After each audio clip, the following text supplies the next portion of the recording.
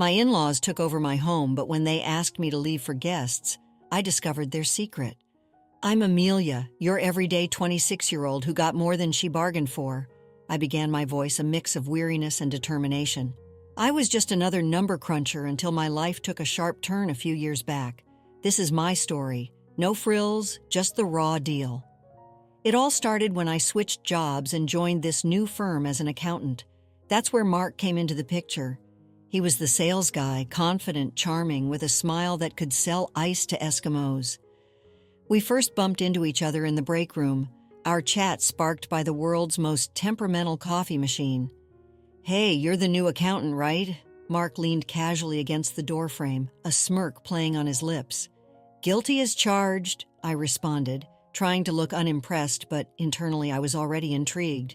"I'm Mark, head of sales and unofficially the resident coffee machine whisperer," he said with a wink.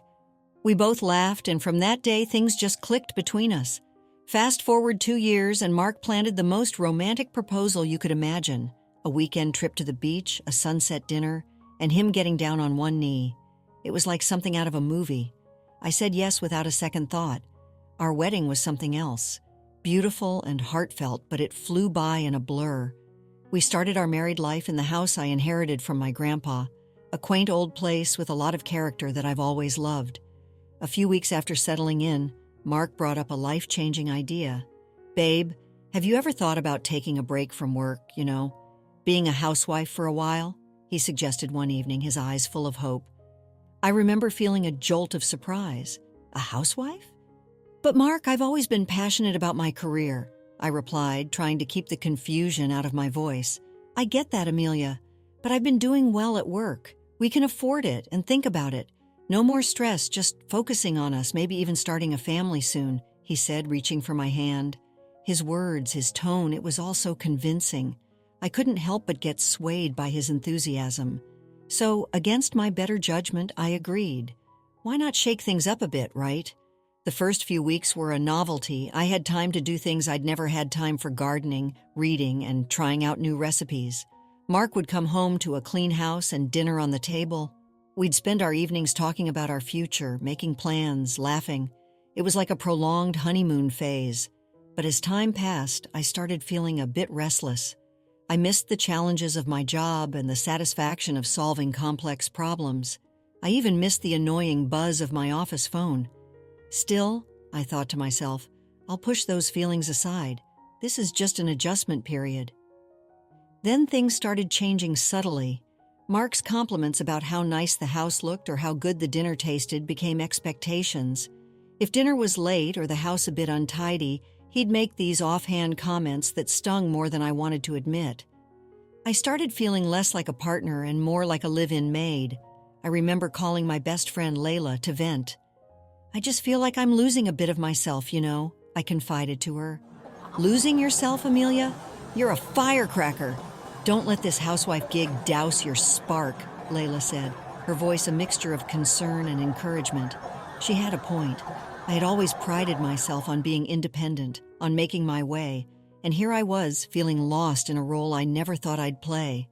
After settling into this housewife role, I thought I had things figured out, but boy was I wrong.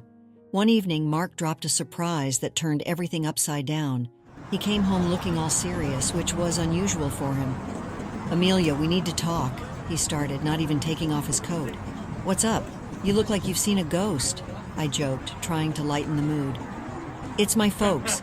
Their apartment is getting renovated and they need a place to crash just for a couple of weeks," Mark said, avoiding my eyes. I was taken aback. "A couple of weeks here?" "Yeah, it's just for a short while. It won't be that bad," he said, finally looking at me. I sighed, feeling a mix of reluctance and duty. "Okay, for a couple of weeks, but they need to respect our space, Mark." He nodded. "Of course they will. Thanks, babe, you're the best." Fast forward a few days, and Mark's parents, Bob and Victoria, arrived. Let me tell you, it was like a circus unloading bags, boxes, and even furniture. They brought everything but the kitchen sink. "Amelia, dear, make room. We've got a lot of stuff," Victoria said, pushing past me with a box that looked like it contained her entire life. Bob followed, lugging a monstrous armchair. "Hope you don't mind us bringing some comforts from home," he grunted as he squeezed it through the door. Our cozy home turned into a storage unit overnight. Everywhere I looked, there were their things. It was overwhelming to say the least, but that was just the start. Bob and Victoria didn't waste time making themselves at home. Bob took over the TV, flipping channels like he owned the place. Victoria started rearranging my kitchen. My kitchen, I asked, trying to keep my cool.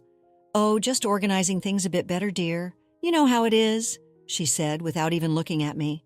I bit my tongue, reminding myself it was only for a short time, but inside I was fuming. This was my home and they were treating it like their vacation house. Then came the dinner fiasco. I made a healthy salad and grilled chicken, my usual fare, but Victoria looked at her plate like I'd served her grass. What's this rabbit food? She scoffed, pushing the plate away. Mom, come on. Amelia worked hard on this. Mark tried to intervene. It's fine, Mark. I can make something else, I said, even though it was far from fine. No, let's just order pizza. I need some real food, Bob chimed in, already picking up his phone. That night, as I lay in bed, I couldn't shake off the feeling of being an outsider in my own home. Mark snored beside me, oblivious to the storm brewing inside me. I was hosting, cooking, cleaning, and for what? To be treated like an unpaid maid in my own house? My in-laws, Bob and Victoria, had turned my house into their playground. But things went from bad to worse real quick. Victoria started taking over the kitchen like she was running a military operation. One morning, as I was making my usual avocado toast, she marched in and made a face. What are you eating, bird food? She snorted, rummaging through the fridge. It's avocado toast, Victoria. It's healthy, I replied, trying to keep my cool. Healthy schmaltz. You need some real food, girl. Here, let me make you some eggs and bacon, she said, pushing me aside. I stood there fuming as she took over my breakfast. It was clear she didn't respect my choices or my space. Then there was Bob. He had turned our living room into his lounge. One evening I wanted to watch my favorite show, but Bob was sprawled on the couch watching some loud action movie. Bob, do you mind if I watch my show? It's the season finale tonight, I asked, holding the remote hesitantly. No can do, Amelia. I'm watching this. Find something else to do, he said without even glancing my way. I couldn't believe it. In my living room, I stormed off feeling like a stranger in my house. But the real kicker came a few days later. I found Victoria rearranging my closet. My closet? What the heck, Victoria? That's my stuff, I yelled, losing my temper for the first time. Oh, relax, Amelia. I'm just making some space for our things. You've got too much junk here anyway, she said, tossing my clothes aside. That's when Mark walked in. What's all the yelling about? He asked, looking from me to his mom. Your mother is going through my things. That's what's wrong, I snapped. Mom, maybe you should ask Amelia before moving her stuff, Mark said, but his tone was half-hearted. Fine, I was just trying to help, Victoria huffed, leaving the room in a mock huff. Mark turned to me. Amelia, can't you just let it go? They're just trying to fit in. They're taking over, Mark. This is our home, not theirs, I said, my voice rising. Mark sighed. Just bear with it a bit longer, okay? I felt so alone in that moment. My home didn't feel like mine anymore, and it seemed like Mark was more on their side than mine. So the situation in my house was already pretty tense, but what happened next really pushed me over the edge. One day, I noticed my bank card was missing. Panic mode kicked in. I tore the house apart looking for it, only to find it in the most unexpected place, Victoria's purse. I confronted her immediately. Victoria, why do you have my bank card? She just shrugged. Oh, I needed to pick up a few things, and I didn't have cash on me. I didn't think it would be a big deal. A big deal? You took my card without asking. That's stealing. I was fuming. Before I could say another word, Mark walked in. What's all this shouting about? He asked, looking from me to his mother. Your mom took my bank card and used it without my permission, I explained, holding up the card. He turned to Victoria. Mom, you should have asked first. Victoria rolled her eyes. I just needed a few groceries. It's not like I bought a diamond necklace. I couldn't believe my ears. It's my money, Victoria. You can't just take my things. That's when Mark dropped a bombshell. Amelia, let's not blow this out of proportion. You live off my money anyway, so what's the big deal if my mom uses it? I was speechless. His words hit me like a slap in the face. Your money? I can't believe you're saying this. It's our money and our marriage. He just shrugged. Whatever, it's not a big deal. She'll pay you back. I felt like I was in some bad dream. My husband was taking his mother's side over something so blatantly wrong. A couple of weeks passed and the tension in the house was unbearable. I decided it was time to ask the big question. "So, when are you two planning to move back to your apartment?" I asked Bob and Victoria one evening at dinner. They just laughed. "Move back? Why would we do that?" Victoria said, exchanging a look with Mark. "Yeah, we've decided to stay here. It's much nicer. And Mark doesn't want to waste money on rent for us," Bob added. I turned to Mark, looking for some sort of explanation. He avoided my eyes. "Yeah, Amelia, it doesn't make sense to rent a place for them when we have space here." I sat there stunned. My home, my sanctuary, was being overtaken, and my husband, whom I thought was my partner, was now telling me his parents were here to stay. Just when I thought things couldn't get worse, they did. One day I decided to go for a jog just to clear my head, but luck wasn't on my side. I tripped and fell, and the pain was instant. I knew I'd broken my leg. Hobbling back home was a nightmare. When I got back, I found Mark and his parents in the living room. "Mark, I think I broke my leg. I need to go to the hospital," I said, trying to keep the pain out of my voice. Mark looked up, annoyed.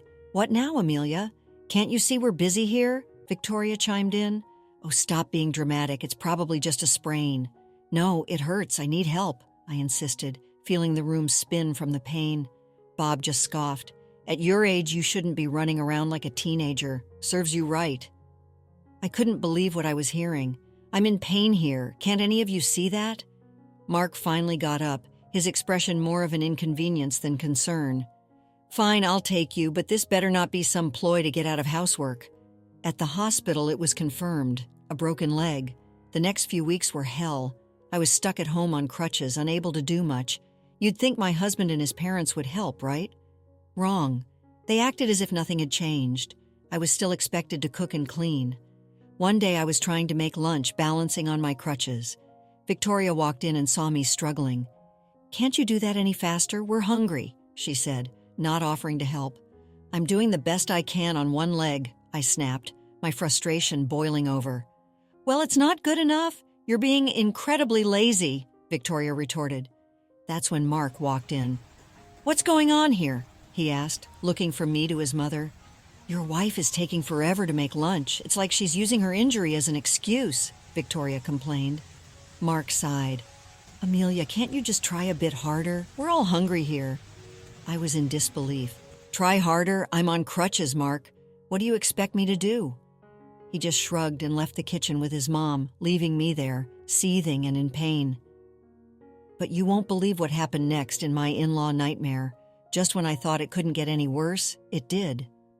A few weeks after my injury, Victoria and Bob announced they were hosting Thanksgiving at our house and inviting their relatives over. The news hit me like a ton of bricks. "Thanksgiving here?" I asked, incredulous. "How am I supposed to manage that with my leg like this?" Hey, pause for a moment. Would you care to support us? Like this video and subscribe for more. Now let's dive back into the story. Victoria just waved her hand dismissively. "Oh, you won't have to do much. Just stay out of the way and let us handle it." I was fuming. "This is my house, Victoria. You can't just invite people over without asking me." That's when Mark stepped in. "Amelia, it's just a family gathering. Let's not make a big deal out of it." "A big deal, Mark? I can barely walk, and now your parents are taking over our house for a party?" I said, my voice rising. Bob chimed in. "We thought it would be nice to have a family gathering here. After all, we're all living under the same roof now." And then Victoria dropped another bombshell.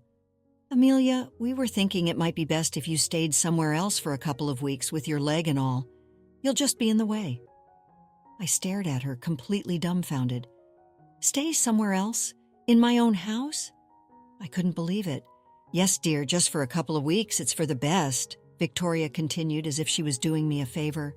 I felt my blood boiling. "You want me to leave my house so you can play host? That's insane," I shot back, my voice shaking with anger. Bob shrugged. "We thought you'd appreciate not having to deal with the stress of the holiday." That was it. I lost it. "Get out. Both of you, get out of my house now," I yelled, feeling a mix of rage and disbelief. Mark's face turned red. "Amelia, you're being unreasonable. They're my parents. You can't just kick them out." "Unreasonable? They're taking over my home and you're letting them." I was practically screaming now. Mark's expression hardened. "If you can't respect my parents, maybe we shouldn't be together. Is that what you want? A divorce?" I glared at him, feeling a rush of adrenaline. Without a word, I went to my desk drawer and pulled out a set of papers I had prepared just in case things went south. "What's this?" Mark asked, his voice faltering as he took the papers from my hand. "Divorce papers. I've had them ready for a while now," I said, my voice steady. Mark looked at me, then at the papers and back at me. "You're serious? You'd go through with this?" "Yes, I am. I won't be bullied in my own house, not by you, not by anyone," I said, feeling a strange sense of empowerment amidst the chaos. Victoria and Bob just stood there, speechless. Mark looked like he had been punched in the gut. The room was thick with tension. "Make your choice, Mark, your parents or our marriage," I said, holding my ground. Mark laughed, a cold, hard sound that sent shivers down my spine. "Fine," he said, and to my shock, he signed the papers right there and then. "You'll regret this, Amelia. You can't even support yourself without me," he said as he gathered his things and left with his parents. Just like that, my marriage was over. The moment the door closed behind them, I felt a strange sense of peace. I was alone, yes, but it was a better alternative to the constant tension and disrespect. The first thing I did was change the locks. It felt like I was securing my fortress. Thanksgiving came around faster than I expected. I was still adjusting to my new reality, finding comfort in the quiet of my own company. Then, unexpectedly, there was a knock at the door. I opened it to find Mark, his parents, and a bunch of their relatives standing there ready to celebrate.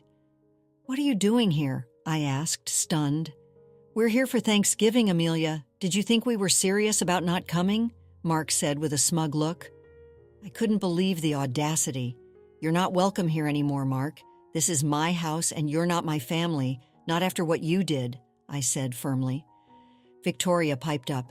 "Oh, come on, Amelia, don't be so petty. Let's just have a nice dinner." "No, you need to leave now," I insisted. Mark laughed. "You can't kick us out. This was our family home." "Not anymore. I've changed the locks, Mark. You gave up any right to this house when you signed those papers," I said, feeling a surge of empowerment. There was a moment of silence, then Mark's face turned red with anger. "Fine, have it your way," he said, and they all turned and left.